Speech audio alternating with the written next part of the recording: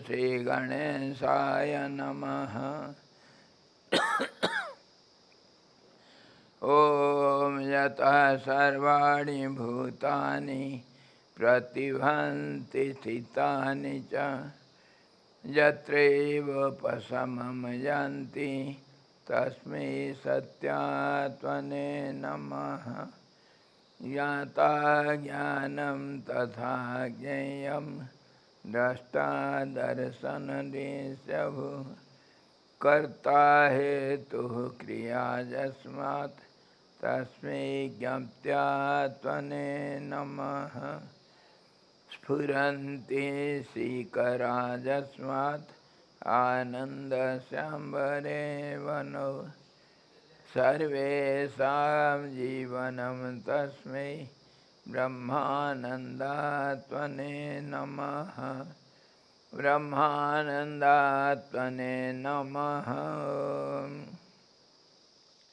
वेदोदधिं समुन्मत्य ज्ञानरत्नं समुद्धृतं येन तस्मै वसिष्ठाय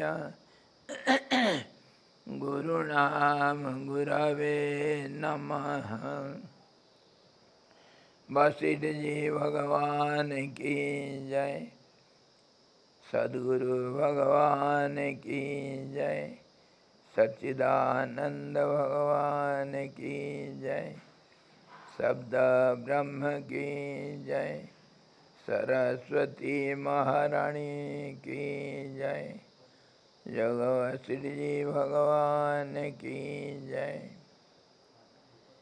हरि ओम।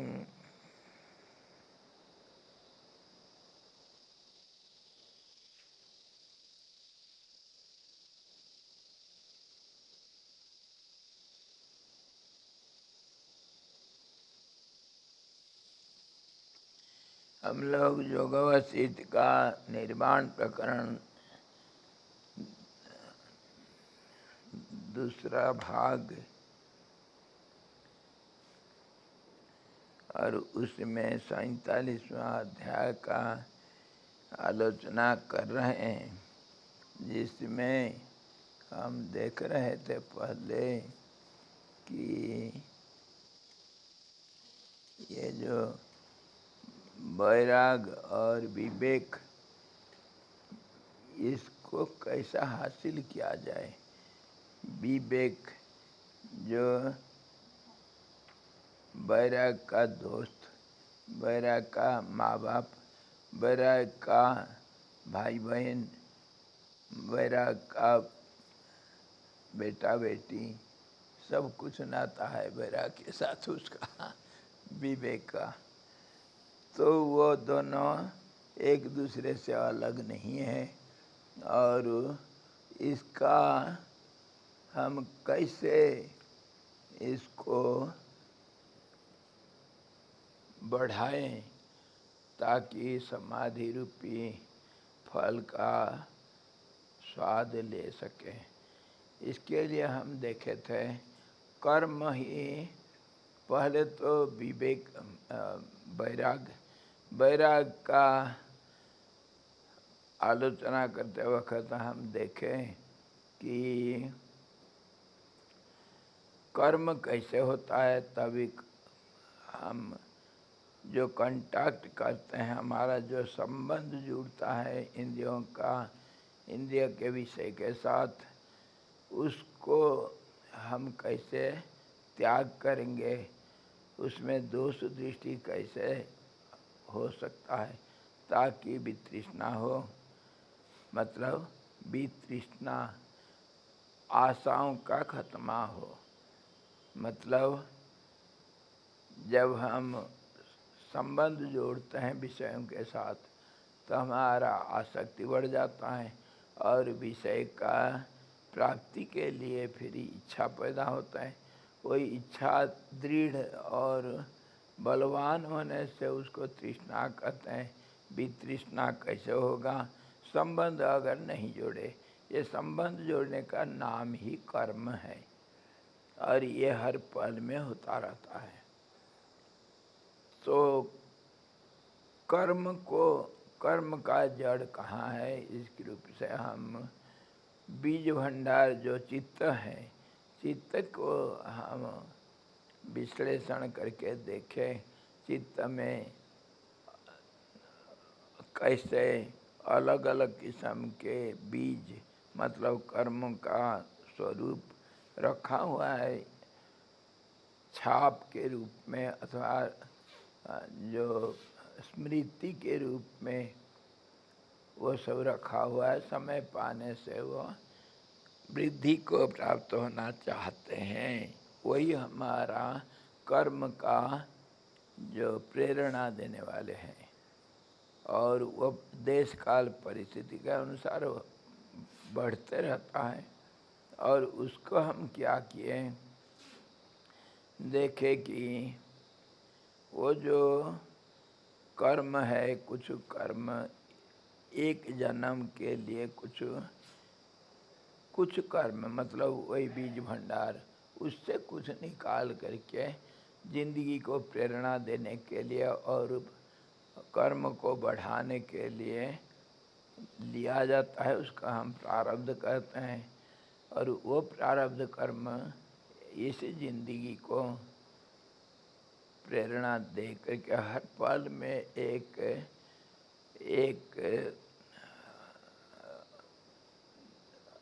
चेष्टा प्रदान करता है कि आगे बढ़ो। ऐसे हमारा जिंदगी का यात्रा चलते रहता है।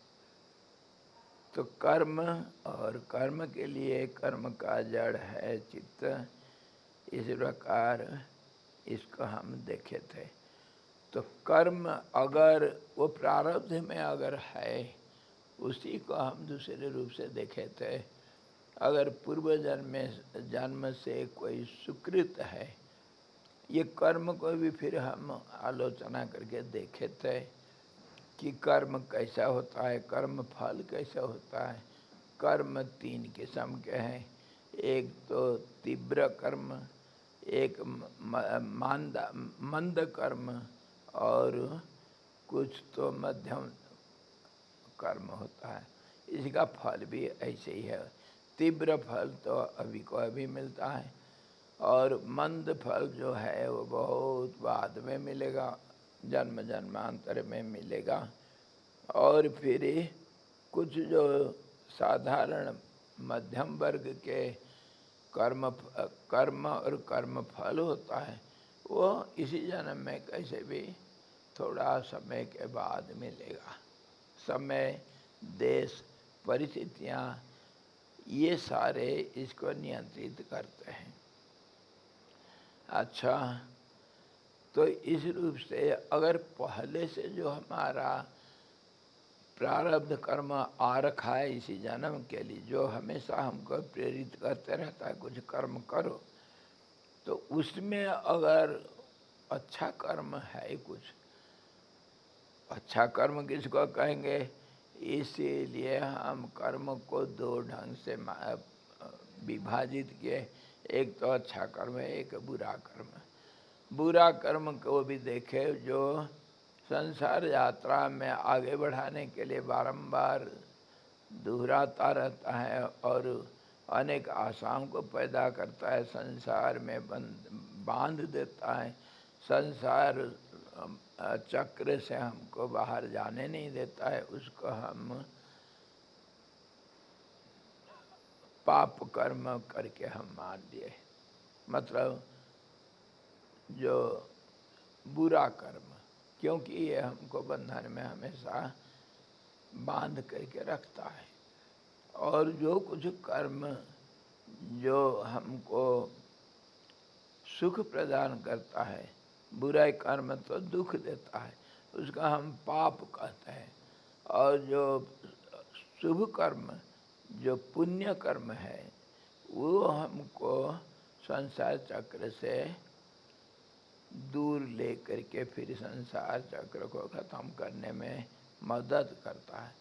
लेकिन वो मदद जो है वो भी फिर दो किस्म के, कुछ तो सुख तो देता है, वो सुख दीर्घ काल तक होगा, लेकिन वो सुख का अंत है, वो सुख परिवर्तनशील है।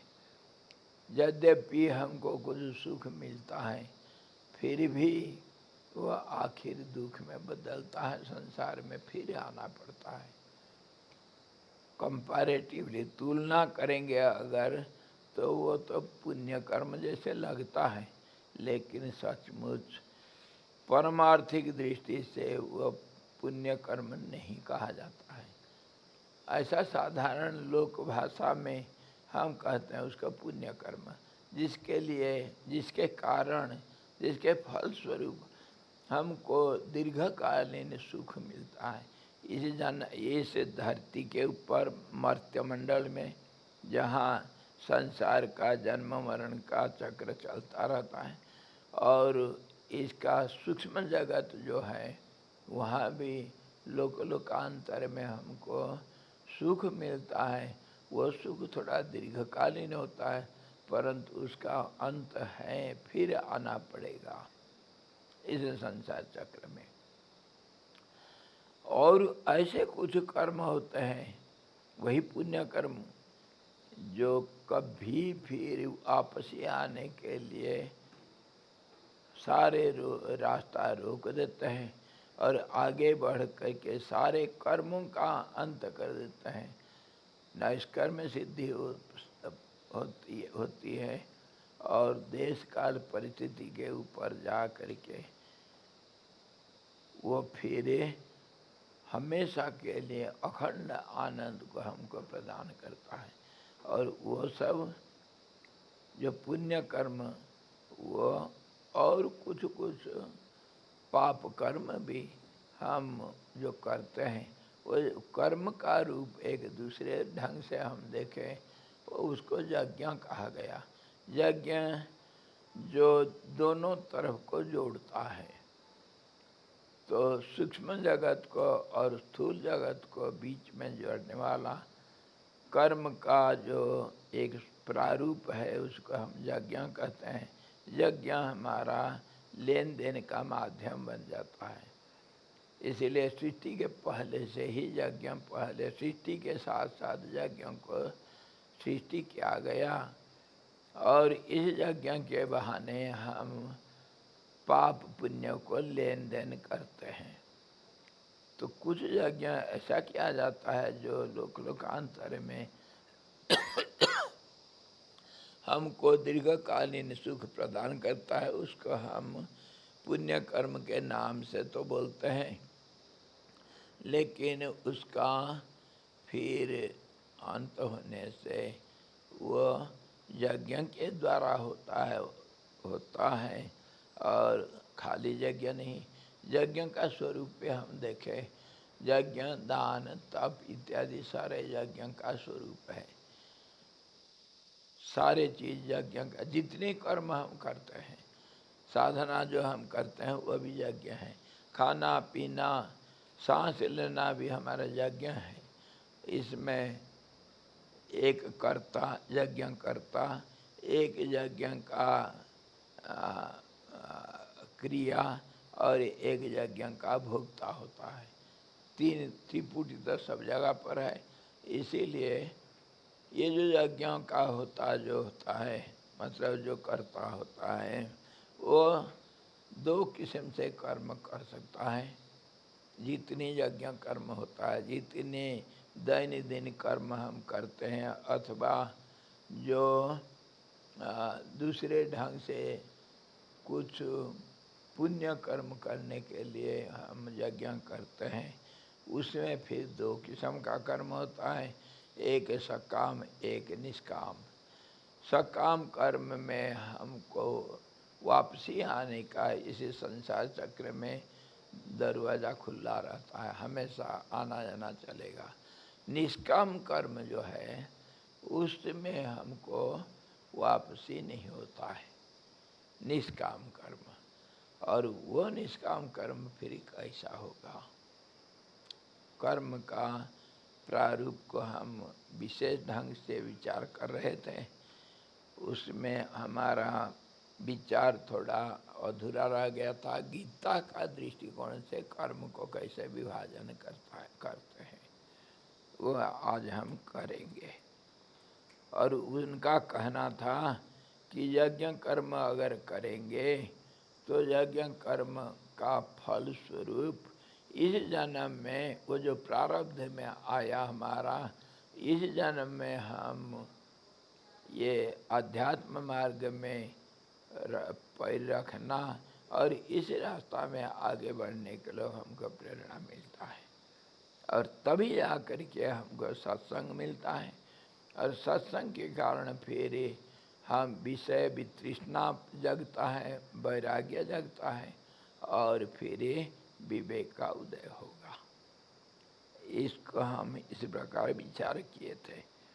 आज देखेंगे ये जो सकाम निष्काम कर्म कैसे होता है, और कर्म को कैसे अकर्म के रूप में देखना, अकर्म को कर्म के रूप में, कर्म अकर्म विकर्म इत्यादि इत्यादि कर्म का दूसरे दृष्टिकोण से हम रूप को देखेंगे। We are just revising our old discussion day before yesterday. We were discussing on karma, action and reaction, which we have already done. And this action, whatever relation you make with sense objects, that is known as action. And it has got reaction, and that's how we have to come again and again to this cycle of birth and death, that is world. And this karma is known as yajna, dan, tap. Yajna means sacrifice, that we have already discussed, how fire is the mediocre to make the subtle into gross and gross into subtle. So it keeps a relationship in between the subtler world and the gross world. So whatever action we do, that means sense contact with the sense objects, we cannot avoid it because our nature is to do something. Our being has been being because of this momentum, because of change, because of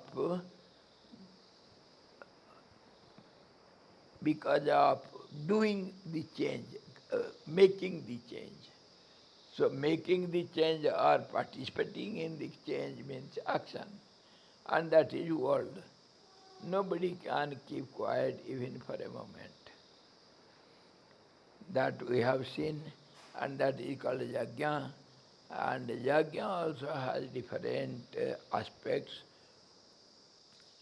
So that we have seen, one is selfish, other is selfless, means having a desire to get the reaction of it, get the result of it, that is selfish yajna, and selfless, which has got no expectation of return. So that is called niskam yajna. That we shall see today, and we have seen that any karma we do, it is a type of sacrifice only.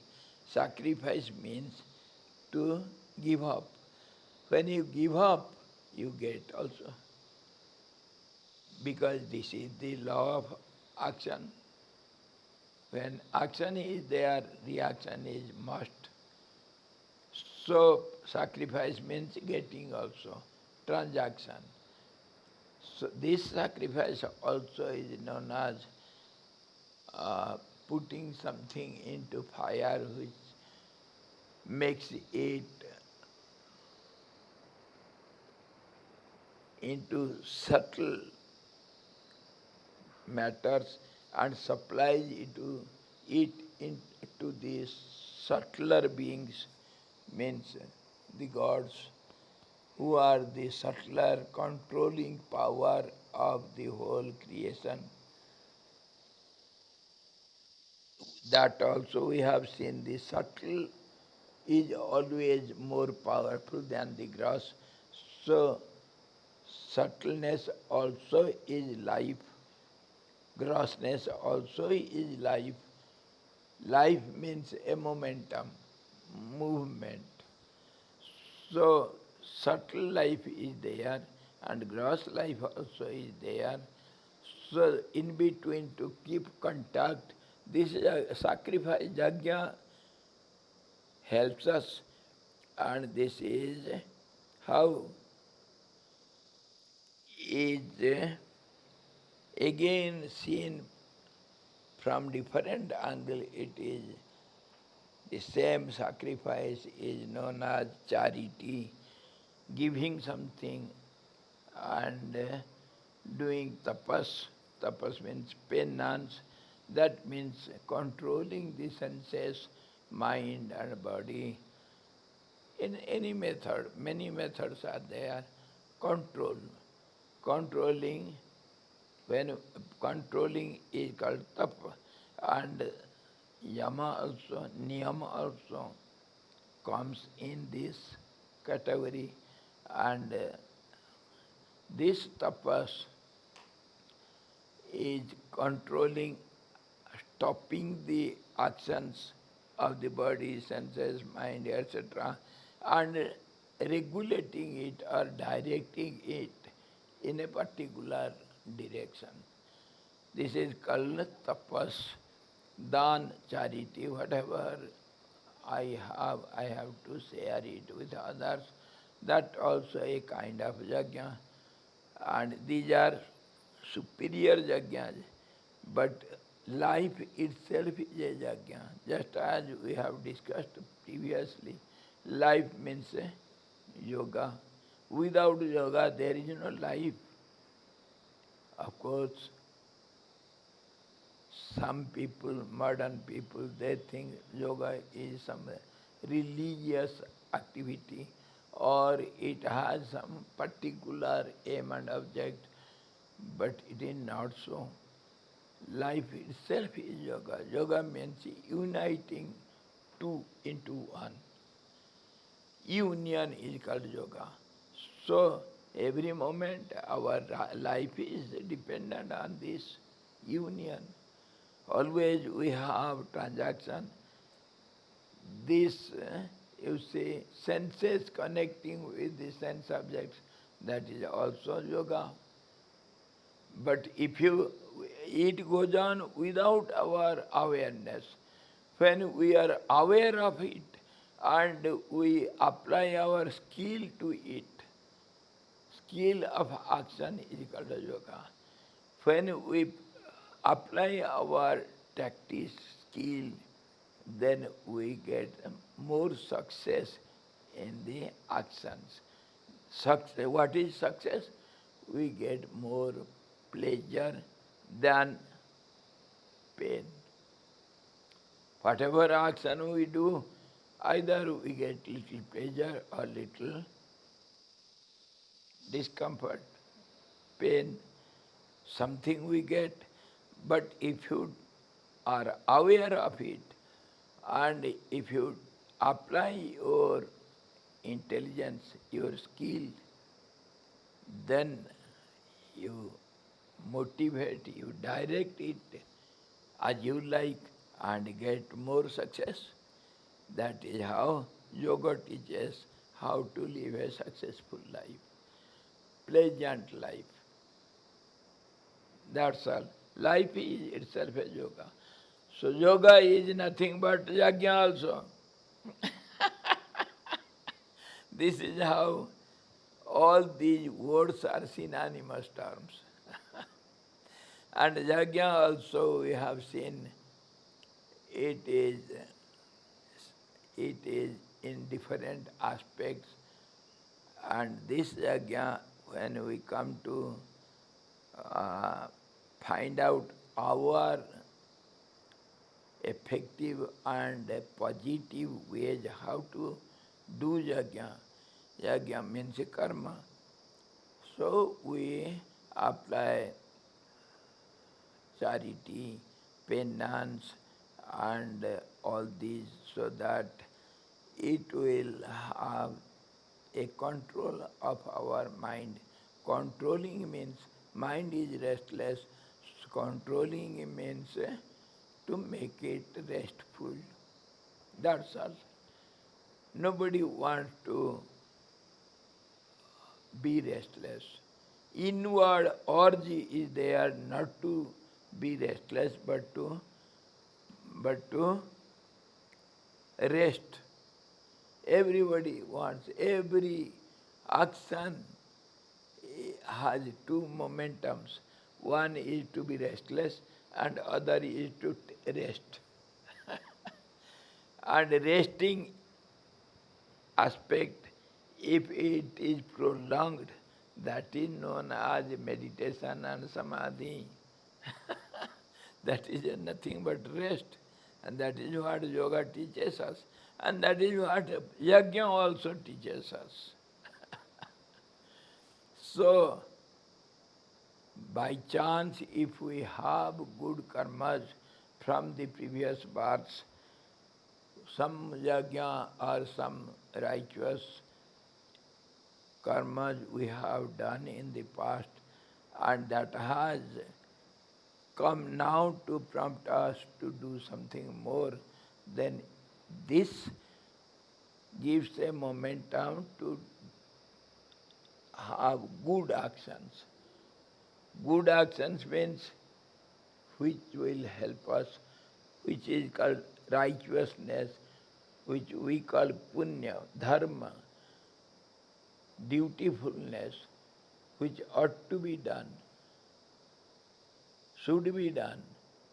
That is, if it is brought forth from the past and now it is giving us a momentum to go ahead, then we can have more dispassion, more detachment with the sense subjects, and then we can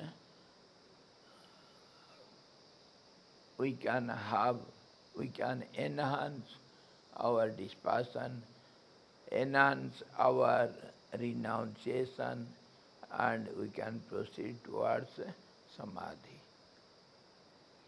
This is what we shall see today, yajna, how different seers have given different opinions, but there is no difference. They have seen it from different angles and they have expressed with different words, but there is no difference. अब जो यज्ञ को कहा गया यज्ञ दान तपश्चैव पावनानि मनीषिणाम, ये कर्म जो हम करते हैं ये कैसे कर्म किया गया, इसको अगर हम विश्लेषण करके देखते हैं, इसको कितने बार हम देख चुके हैं। कर्म होता है जो संसार का आधार है, उसको हम अलग अलग रूप से जैसे कर्म और कर्मफल के रूप में देखते हैं और त्रिपुटी के रूप से देखते हैं, कर्ता कर्म और क्रिया इस रूप से भी देखते हैं। और ये सारे चीज़ देश काल परिस्थिति के अनुसार नियंत्रित होता है। तो इस प्रकार जो हमारा जो कर्ता कर्म और क्रिया त्रिपुटी है, इसके ऊपर भी हम विचार किए थे पहले। त्रिपुटी संसार का पार जाने के लिए, संसार से मुक्ति मिलने के लिए हम अनेक अलग अलग रूप से विचार किए थे, जिसमें त्रिपुटी को एक करके देखना, कर्म क्रिया और कर्ता, ये तीन अलग अलग रूप नहीं है, ये एक ही का नाम है। जैसे हमारे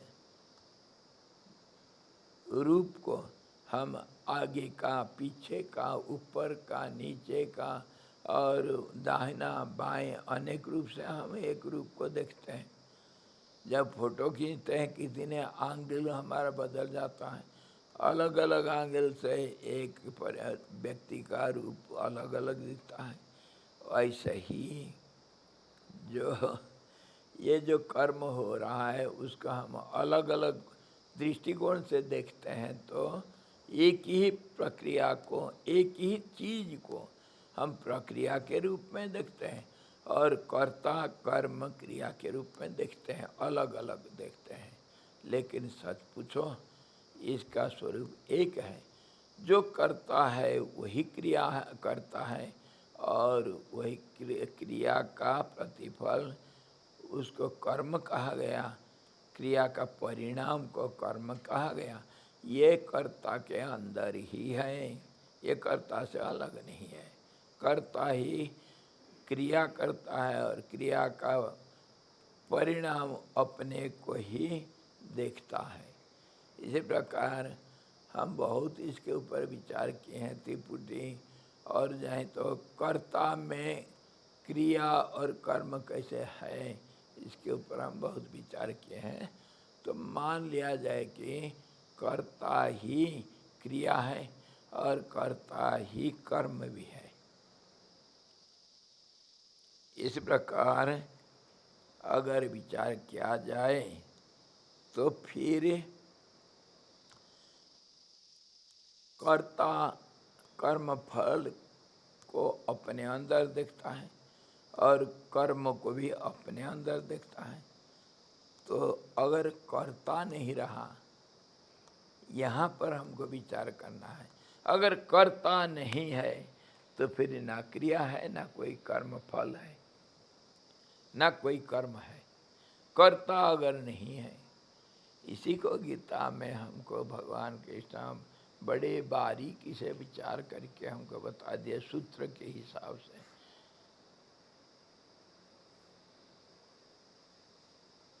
कर्मयोग का यही रहस्य है।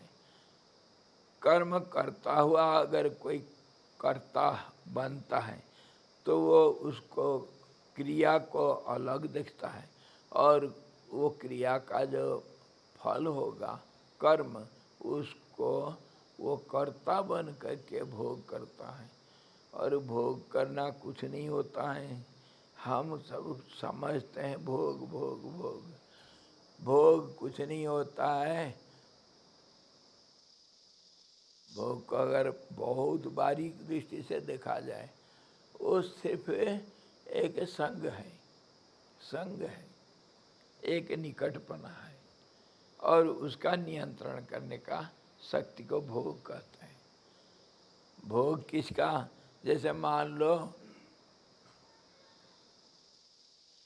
मैं मीठा खाने के लिए बहुत मेरे को इच्छा होता है, सबको होता है, कैसे भी रसगुल्ला मिल गया, पहले तो कांटेक्ट हुआ, इसके लिए इच्छा प्रकट किया, इच्छा हुआ तो इच्छा की पूर्ति हुआ, रसगुल्ला मिला और उसको मैं क्या कैसे भोग करूँगा?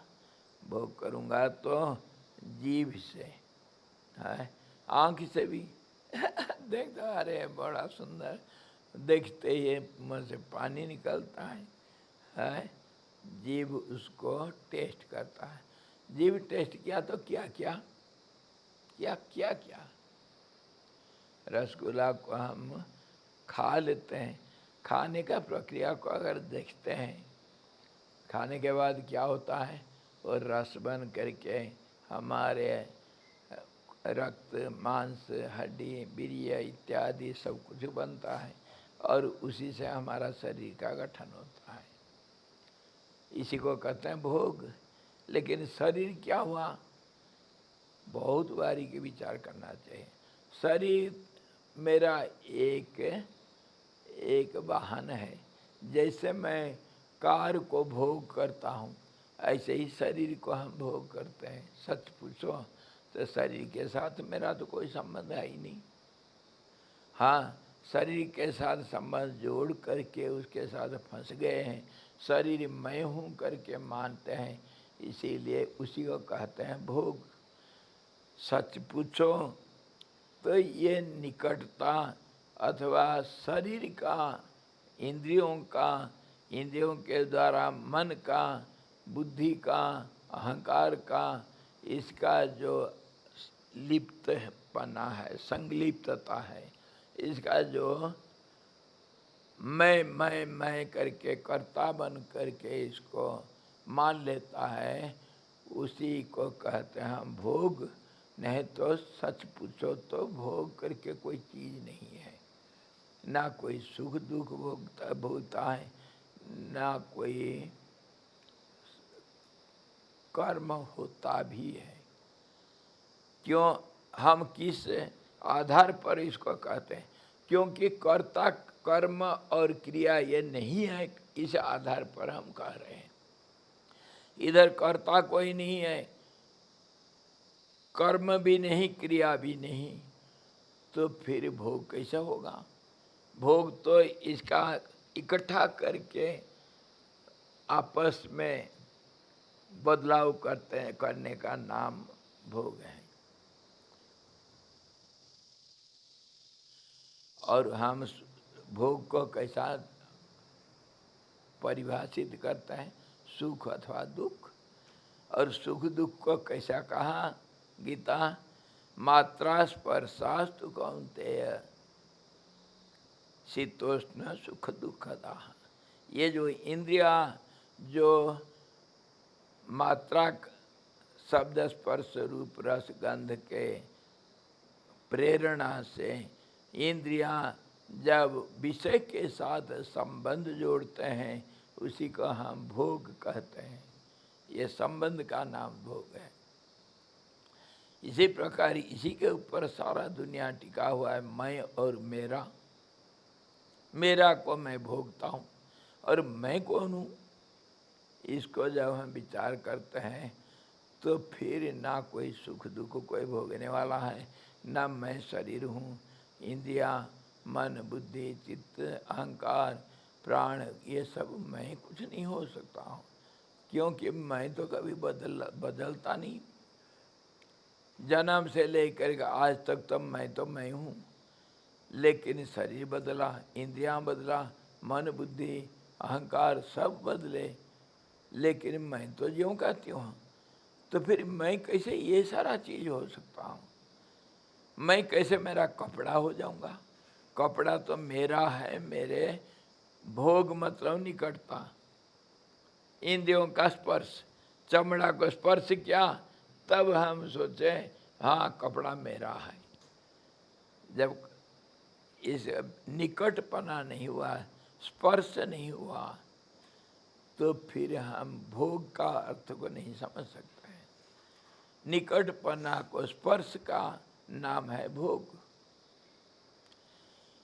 इसको अगर मान लिया जाए और अनुभव में आ जाए तो फिर अपने आप धीरे धीरे शरीर का जो ममता, मैंपना, शरीर के साथ संबंध धीरे धीरे ढीला पड़ने लग जाता है।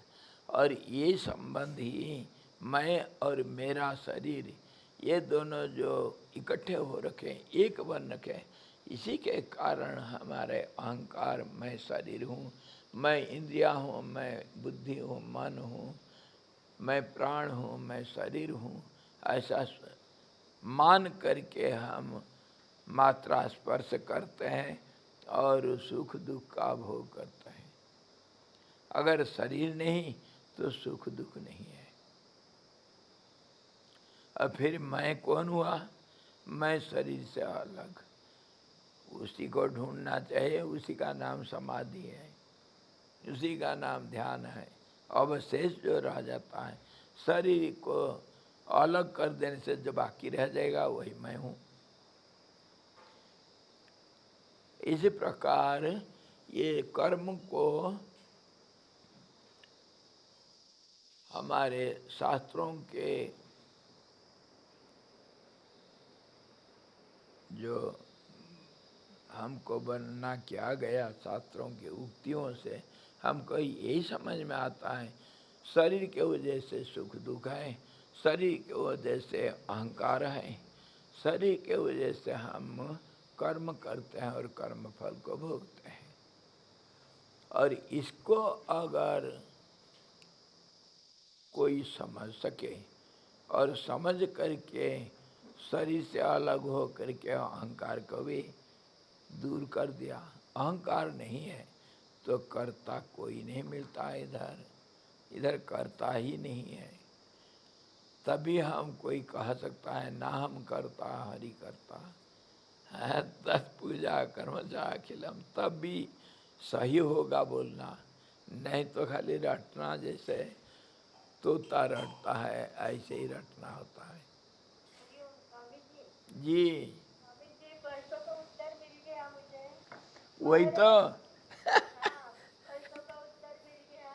ये मैं के कारण ही कर्म होगा। मैं ही सारा जड़ है। ये मैं को ढूंढो, कौन है ये मैं? इसी को तो कहते हैं एनक्वायर हुआ मैं, सेल्फ इंट्रोस्पेक्शन। इसी से और इसी को बार बार दिन रात विचार करना चाहिए, क्योंकि हम भूल चुके हैं और याद करना चाहिए। के लिए रहता है ना वो, ऐसे मेरे को अपन उसी इसमें नहीं रहते ना कि ना हम करता, मैं आ ही जाता है दिन भर में। अरे ये मैं तो बड़ा भयंकर मैं है, ये ऐसा बंधे हुए हैं कि अलग हो ही नहीं सकता है। उसके लिए सब माता लोग उदाहरण देते हैं, कंबल को भालू नहीं है क्या, कंबल मुझे नहीं छोड़ता, मैं कंबल को नहीं छोड़ता हूँ। कोई कहते हैं वो क्या भालू नहीं छोड़ता है मुझे। क्या हुआ, एक कोई गया था जंगल में कुछ सामान लाने के लिए, जाते हैं जंगली आम निकालने के लिए, लकड़ी लाने के लिए सुबह सुबह निकल जाते हैं जल्दी जल्दी। अचानक उसको भालू मिल गया। भालू मिल गया तो क्या करेगा बेचारा, अकेला है। तो वो एक पेड़ के आड़ में चला गया। तो भालू उसको पकड़ने के लिए कोशिश किया और हाथ उठा करके भालू जब उसके ऊपर अटैक करने के लिए गया, वो पेड़ को बीच में रख करके उसका दोनों हाथ को पकड़ लिया भालू का। अब कह रहा है भालू मुझे नहीं छोड़ रहा। भालू को छोड़ देगा, भालू मारेगा खाएगा उसको। और छोड़ा नहीं जाता है, पकड़ा नहीं जाता है। ऐसे ही संसार और इससे ही हमारा शरीर को रख नहीं पा रहे हैं, जीने को राहत नहीं, मरने को चाहत नहीं। अंधे यहाँ पे अंधे रास्ते जाएं तो जाएं कहाँ, भालू पकड़ रखा है। भालू और कोई नहीं, ये शरीर है हमारा। हम ऐसा पकड़ रखा है कि हम छोड़ नहीं पाते हैं इसको। छोड़ लेने से गया, ये मैं का कोई ठाव ठौर नहीं है।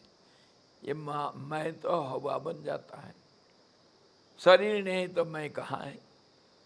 इसी को तो कहते हैं जब यूनियन निर्वाण अथवा कैवल्य मुक्ति, इसी को तो कहते हैं। ये मैं जो शरीर के साथ आए, ये मैं फिरे वो परमात्मा में अपना मैंपना को छोड़ देता है। और इसी को हम सविकल्प निर्विकल्प समाधि वगैरह विचार करते वक्त तो देखते हैं कि पहले एक भावना रहेगा सविकल्प सबीज, और उसके बाद फिर ये निर्विकल्प निर्बीज जो होता है वहाँ भावना भी नहीं रहेगा।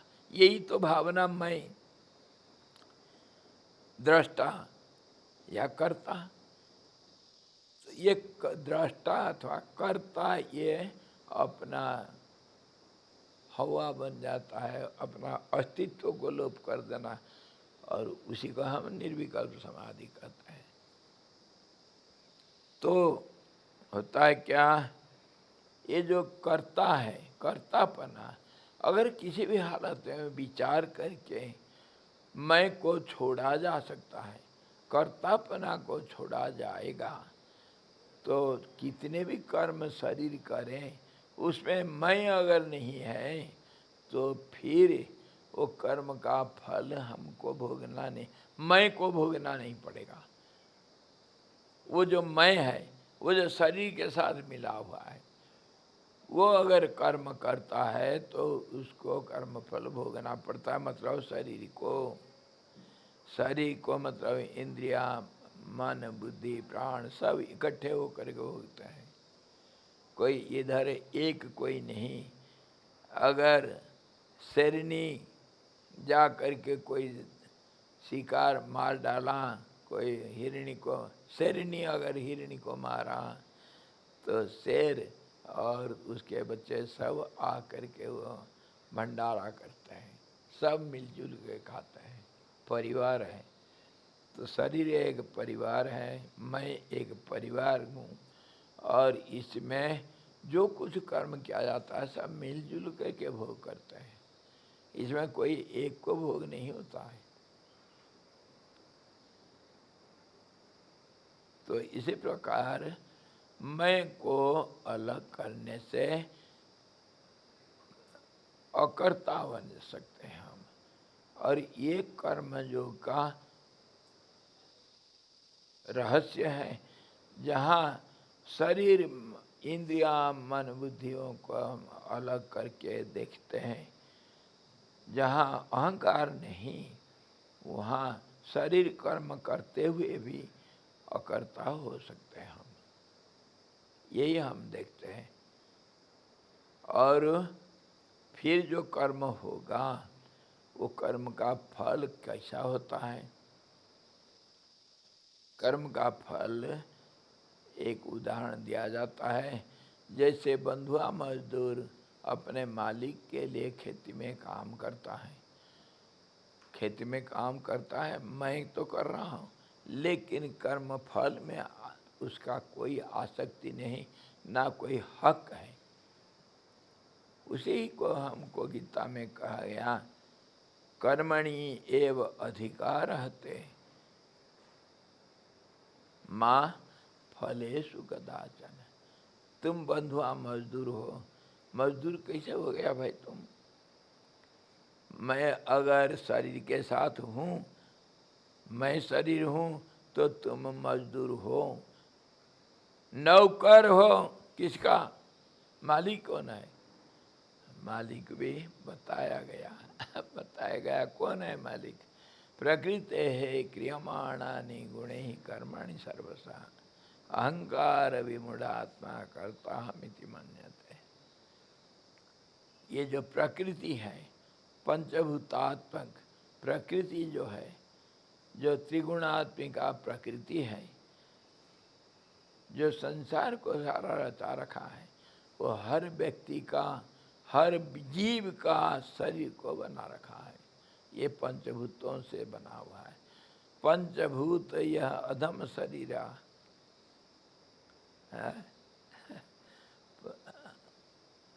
खित्यप तेज गगन समीरा। ये पांच भूतों को इकट्ठा करके, उसका एसेंस को ले करके विश्व प्राण जो है, और जो व्यक्तिगत प्राण, व्यष्टि प्राण के रूप में, व्यष्टि मन के रूप में बन रखा है जीव, वो ये शरीर को पंचभूतों का सार को ले करके बनाता है। और वो बनाएगा कैसे? कर्म के अनुसार, पूर्व कर्म के अनुसार ये शरीर को बनाता है।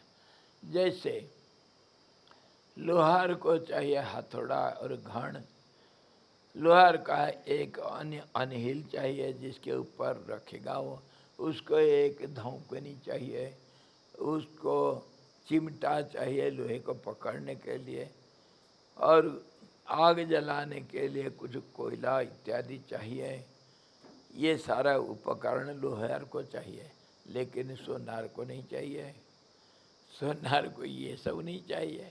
उसको भी प्रक्रिया तो एक लगभग, लेकिन वो छोटा मात्रा में उसको अलग अलग उपकरण चाहिए। तो जिसको जो उपकरण चाहिए कर्म करने के लिए, वो अपने उपकरण को ऐसे ही सुविधा के अनुसार बनाता है। तो ऐसे ही पूर्व कर्म को लेकर के कैसा शरीर होने से मैं ये कर्म को भोग कर सकता हूँ, उसका भावी कर्म को देख करके पूर्व कर्म के अनुसार वो शरीर को बनाता है। मन, मनः षष्ठानींद्रियाणि प्रकृति स्थानी कर्षति।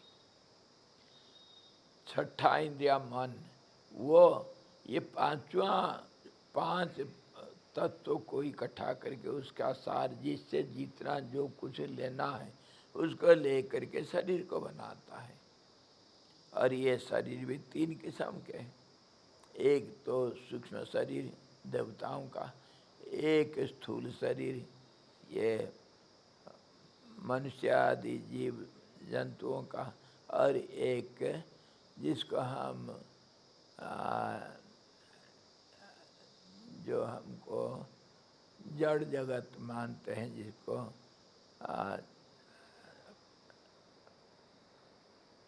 जो पानी मतलब नदी पर्वत इत्यादि, पत्थर इत्यादि जो मानते हैं, पेड़ लता इत्यादि, इसको तीसरा रूप में लिया।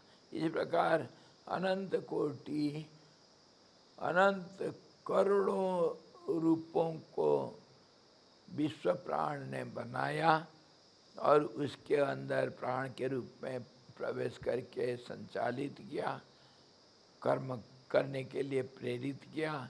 और ये व्यष्टि जीवन में व्यष्टि व्यक्ति का भी, व्यष्टि का भी शरीर ऐसे ही बनाया गया।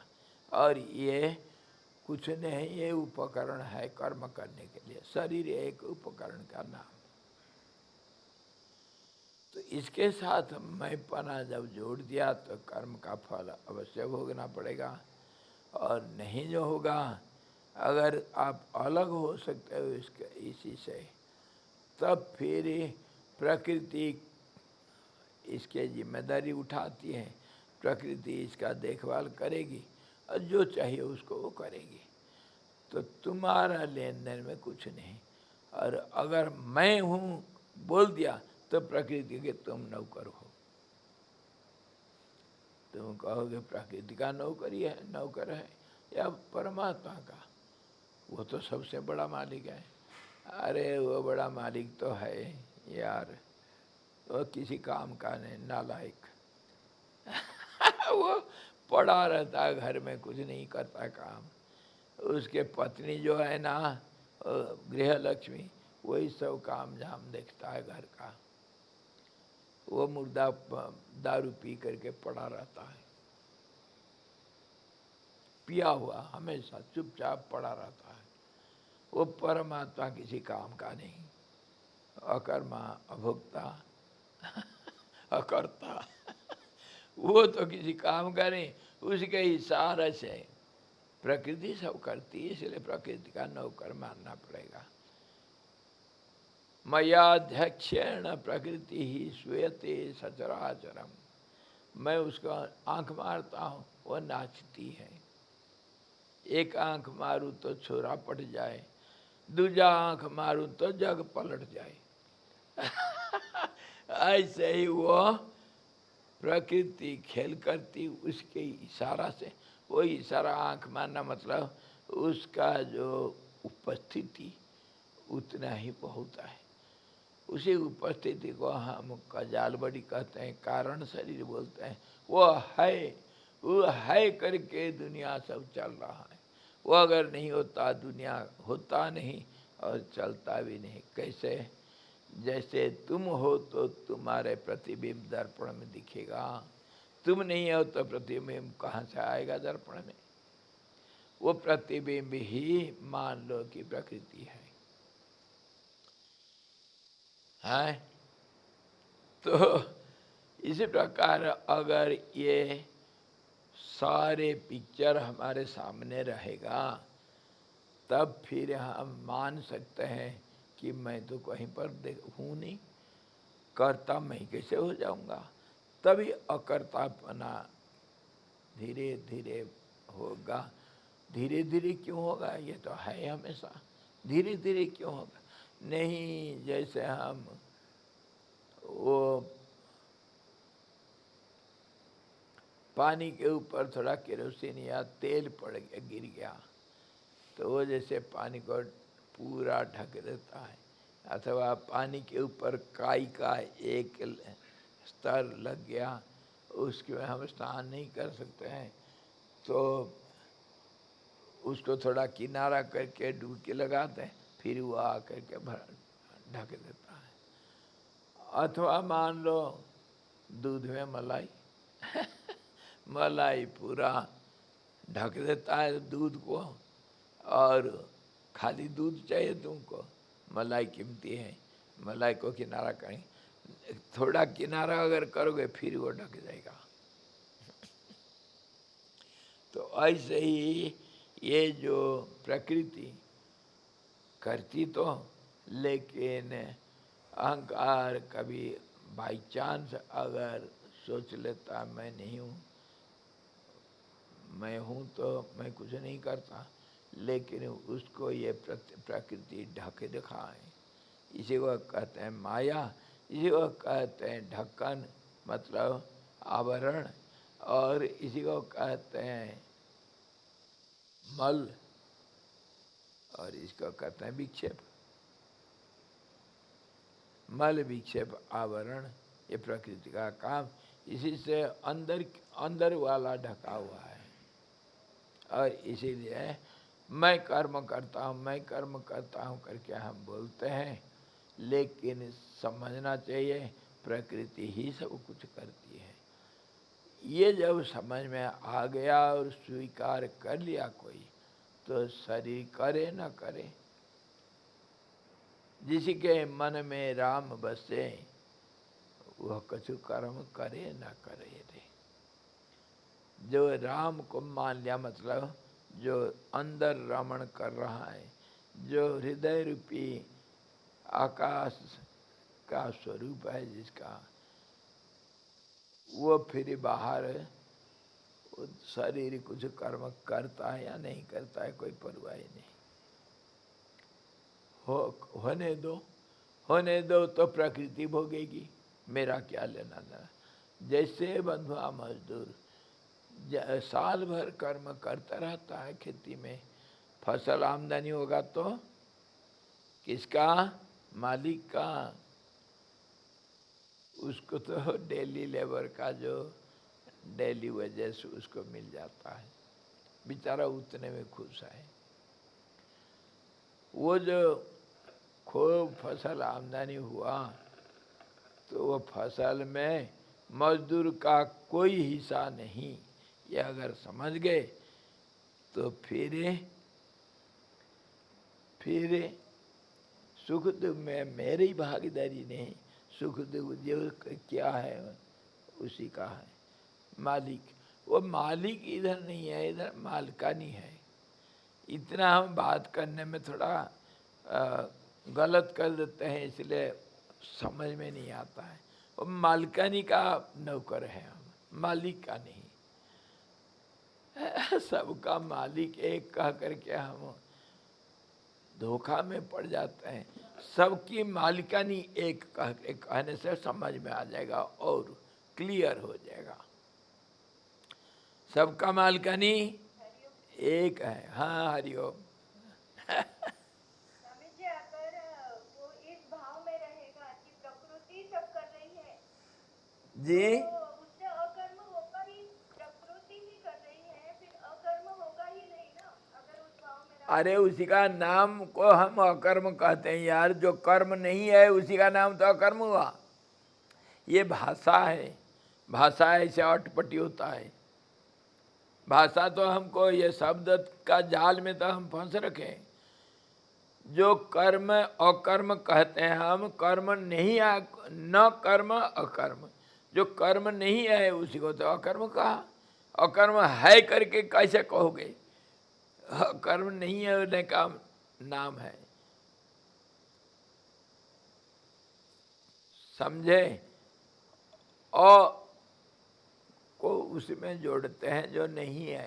अनुपस्थित, जो उपस्थित नहीं उसका कोई रूप है क्या। अनुपस्थित तो उपस्थित का अभाव को कहते हैं। उसी को तो गीता में हम कहें कि जो है वो तो नहीं, वो नहीं हो सकता है, जो नहीं है वो है ही नहीं हो सकता है।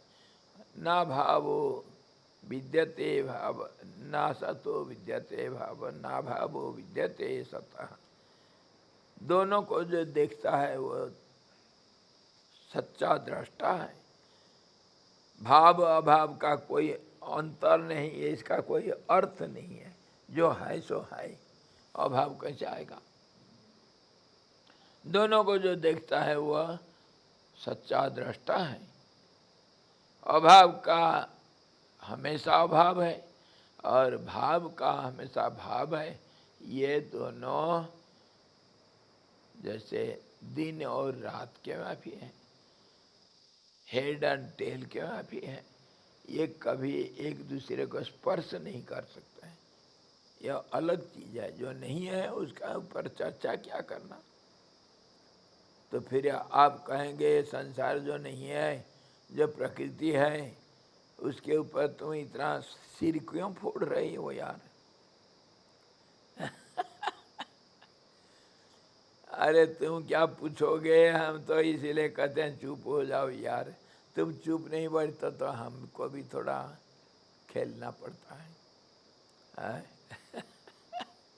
तुम चुप नहीं बैठोगे तो तुम्हारी तो दोस्त गद्धों के दोस्त तो गद्धे होते हैं। हमको भी दो दो लात मारना पड़ता है। शास्त्र यही कहता है। शास्त्र तब तक तुम्हारे उपयोगी है जब तक सर्वतः पाणी पादत है, सर्वतः संप्लुतोदकम। जब चारों तरफ तुमको पानी पानी नजर नहीं आया तब तक एक अंजलि पानी के लिए तो भीख मांगते जाओ। जब पूर्ण संसार परमात्मा में नहीं हो गया तब तक तो तुम शास्त्रों का और ये सब बातचीत का वाक्य विलास करते रहो। वाक्य विलास, ये तो वाक्य विलास है। कितने बार हम विचार कर ले भाई ये इसका कोई मतलब नहीं, इससे मिलना कुछ नहीं है। ये हवा में हवा चल रहा है, हवा का बवंडर ये। तुम जब चुप नहीं रहोगे, हम भी चुप नहीं रहेंगे तो दोनों बवंडर मच गया। हल्ला करो, तुम हल्ला करोगे तो हम भी थोड़ा हल्ला करेंगे। संग दोष से क्या करेंगे? यह हल्ला गुल्ला का कोई मतलब नहीं होता है यार। इसी प्रकार अगर कोई समझ करके चुप हो गया, उसी का समाधि कहते हैं। वहाँ पर कर्तापना नहीं रहता है और ये कर्तापना नहीं रहना ही हमारा समाधि का नाम है। उसको कोई समाधि बोल दिया और इसी को कोई निर्वाण कह दिया, कैवल्य कह दिया, मुक्ति कह दिया। जो सो जैसे कहना सुनते रहो, और लेकिन है ये स्थिति तुम्हारा होना चाहिए। और नहीं हो रहा है तो इस प्रकार विचार करना चाहिए। हल्ला गुल्ला मचाते रहो। तो उसको हम देख रहे थे जो यज्ञ करके दो किस्म का एक सकाम, मुझे सुख चाहिए तो फिर सुख मिलेगा। इसका एक दूसरा फॉर्मूला है, where there is a demand there is a supply, and supply is directly proportional to the intensity and sincerity of the demand. जब तुमको सुख चाहिए, यज्ञ कर रहे हो, तब कर रहे हो सुख के लिए, सुख मिलेगा। लेकिन सुख जहाँ है उधर दुख है, इसको भूलना नहीं। जहाँ सुख है, जहाँ दीन है वहीं रात है। तो फिर क्या चाहिए तुमको? अगर रात नहीं चाहिए कहते हो तो दिन को भी त्यागना पड़ेगा। तो फिर जाएं तो जाएं कहाँ? चले जाओ ऊपर स्पेस वॉक करो, न्यूट्रल जोन में चले जाओ। वहाँ ना दिन है ना रात है। है कि नहीं? घूमो मत, गोल गोल चक्कर मत काटो, धरती के ऊपर मत रहो। यहाँ तो दिन रात है। वो न्यूट्रल जोन में जाओगे तब वहाँ ना दिन है ना रात है। वही तो हमारा स्थिति है। ना ऊपर ना नीचे, न बाएं ना दाहिना, ना आगे ना पीछे। ये उसी को कहते हैं न्यूट्रल जोन।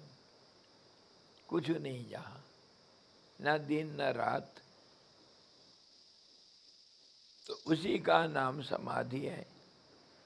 ना कोई समय है, ना कोई रात दिन है, ना कोई सुख दुख है, ना कोई करता है भोगता है। उसके लिए ये सारा चीज हमको करना है, और उसी का विचार करते हुए हम वैराग्य को पैदा करने के लिए उसका जड़ में जा कर के कर्म में पहुँचे। कर्म को फिर यज्ञ दान तप इत्यादि में शुभ कर्म के रूप में देखें, और इसमें अगर इसका अभ्यास बारंबार किया जाए, यज्ञ दान तपस्यैव पावनानि मनीषिणाम, इसको त्याग नहीं करना चाहिए। त्याग और सब कुछ कर देंगे, इसको नहीं। और ये पवित्र करना मतलब मन को एकाग्र करना। पवित्रता मतलब एकाग्रता। मन एकाग्र हो गया दीर्घ काल तक, उसी का नाम समाधि है। और ये इसी का नाम वो जो अमृत फल है, अमृत फल। तो इसी प्रकार कर्म यज्ञ से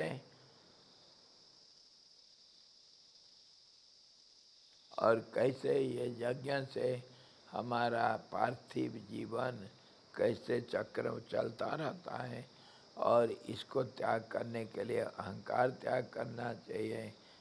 ये सच्चा त्याग है। बाकी त्याग तो क्षणिक है, आंशिक है। और जब वैराग्य दृढ़ हो जाएगा, पक्का हो जाएगा, तो विवेक जागने से नित्यानित्य विवेचन करने के बाद अनित्य को पल भर में हम त्याग कर देंगे और नित्य का स्वरूप बन जाएंगे। इसी को वो कह रहे थे, पूर्व जन्म से अगर कोई ऐसा कर्म आ जाए तो विवेक जग जाता है।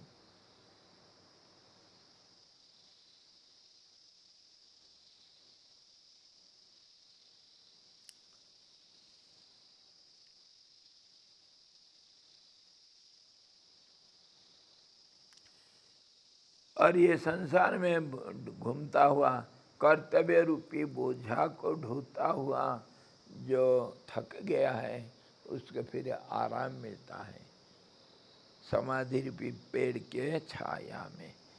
इस प्रकार वो आराम कर सकता है।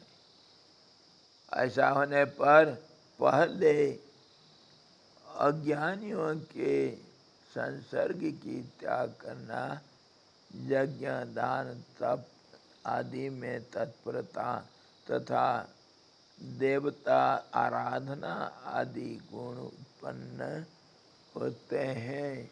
अच्छा, इसको कल हम विचार करेंगे कि ये यज्ञ दान तप रूपी कर्म हम अगर करते हैं, इसका नतीजा क्या होता है, इसका कल विचार करेंगे। क्यों करना चाहिए यज्ञ दान तप, और ये कर्म को, ये कैसा कर्म है, क्यों करना है, इसका नतीजा क्या होता है, और कैसे करना चाहिए, क्यों करना, कैसे करना, कब करना, इसका परिणाम क्या होता है, इसको हम कल विचार करेंगे विशेष रूप से।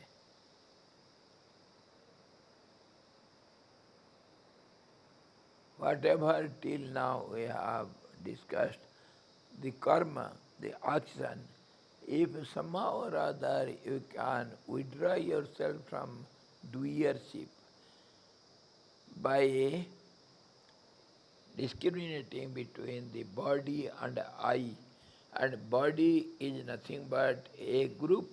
Group we have discussed already. Group means the senses, the body, whole total body contains individual senses, individual thought waves, mind, intellect, and ego, and subconscious mind, and also prana, and 5 units of senses, and all these together they act in triangular cooperative society form. The fourfold mind, the body with the senses and prana. They are triangular cooperative society which together perform all the actions. And that ego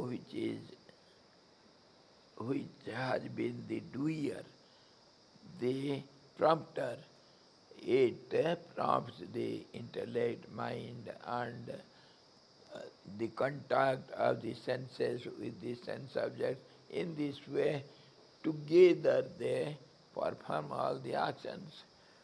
And I, which is not involved in it, gets involved, gets one with it, and becomes one with it so closely, it as if it is tied up, and thinks I am the body.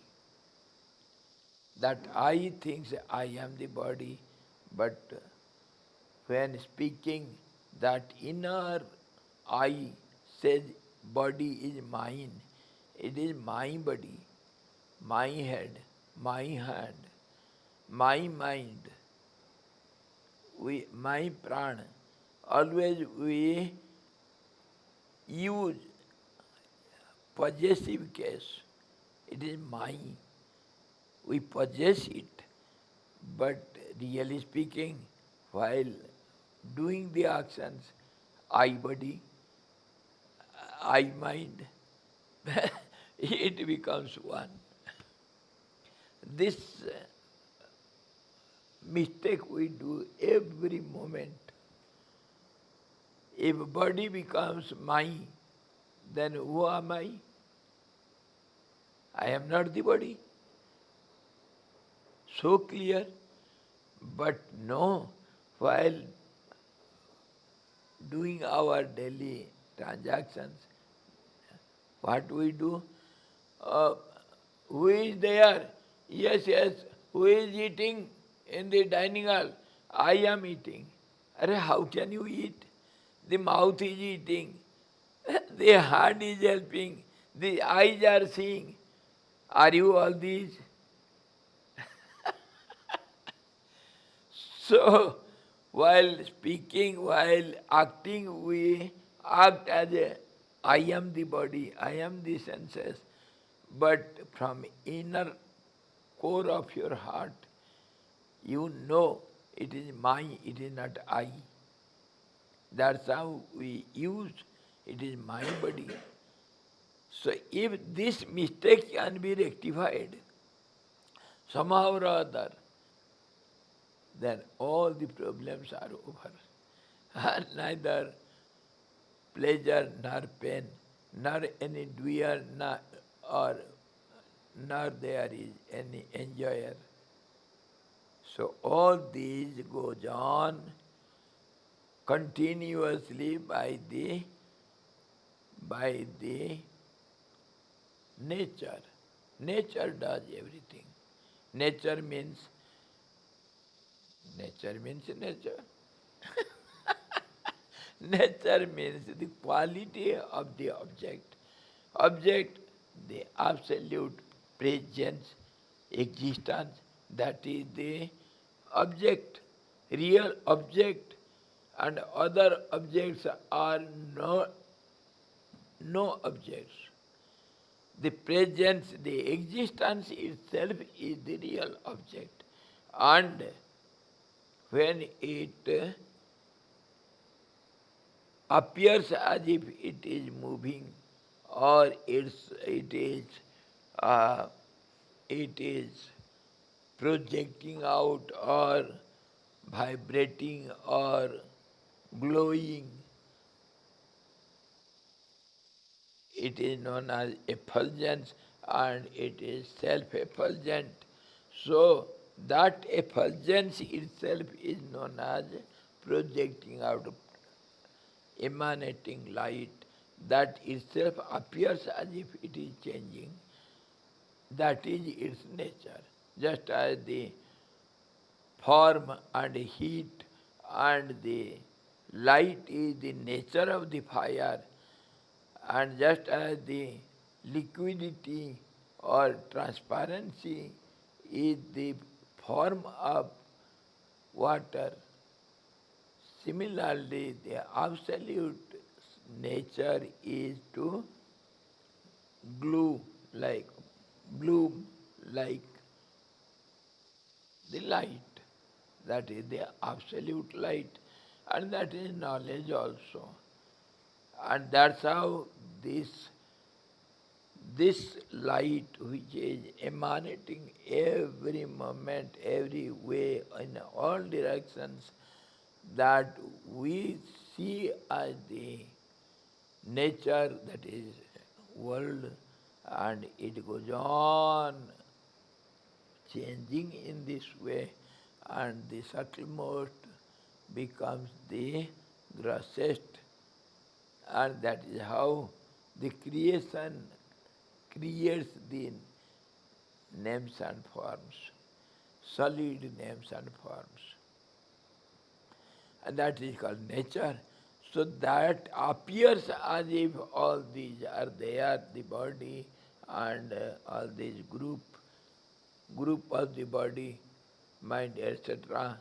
And that presence which is ever present everywhere in all conditions, eternal presence, that is somehow covered up with this glow, just as in the dark night when the glowworm glooms, we don't see the worm, we see the light of it, small little light, the glow. That glow is its nature, and we see the glow, we don't see the that insect. Because of the glow, we don't see it. So this way, I am covered up with my nature, and that nature is body, the doer, and body means a group, a cooperative society. In this way, if this is understood, I is different from this process and this group, body, etc. So I becomes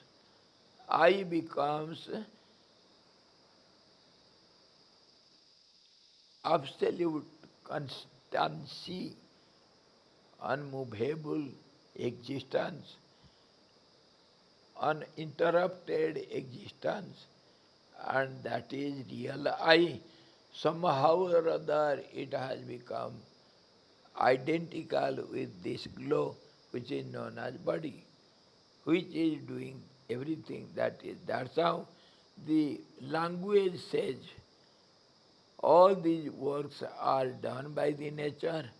You are nowhere, you are not the doer. You are means the original, invisible, ever existence, constancy, which never changes. And due to this nature, this is the changing phenomena, apparently changing phenomena, that is called body. And because of body, you are the body. And as long as body is I, then I am the doer, I am the enjoyer, I am the worldly man, I have all the pain and pleasure, everything is there. The moment you are different from your body, there is no I, nor you, nor body, nor anything.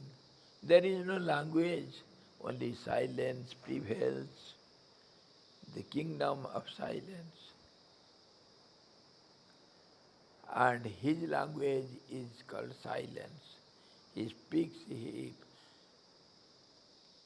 expresses himself in the language of silence.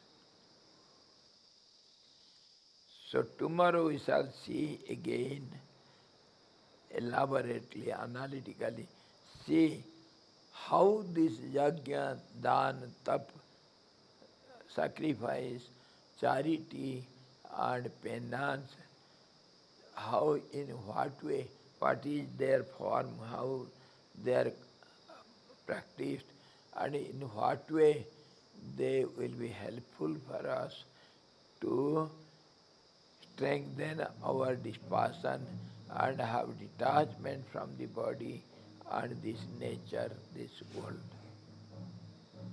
Tomorrow we shall see Hari Om.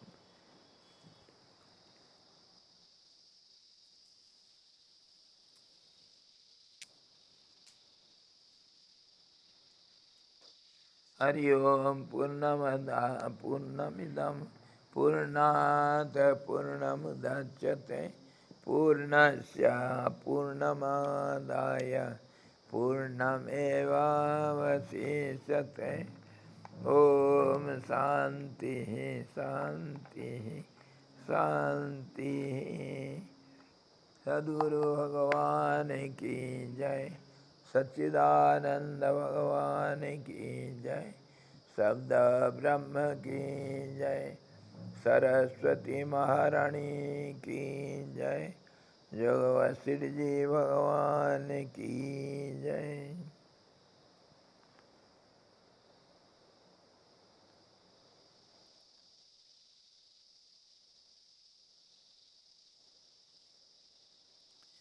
Hare Om.